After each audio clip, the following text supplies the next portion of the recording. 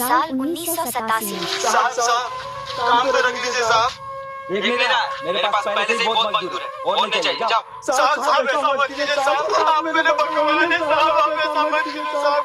मालिक रख लीजिए, गरीब आदमी है। अच्छा ठीक है, पर दिन का 5 रुपए से ज्यादा नहीं दूंगा, जाओ। ठीक है मालिक। क्या कर रहा तू? इतना देर काम करेगा? मालिक जल्दी जल्दी करो मालिक। साल 2024 में। सुनो, मेरे घर में काम चल रहा, काम करेगा? 300 रुपए मजदूरी दूंगा। 500 रुपए देगा तो करेंगे मालिक वो किसी आदमी मजदूर में नहीं देगा, रख लीजिए। अच्छा ठीक है, आ जाओ।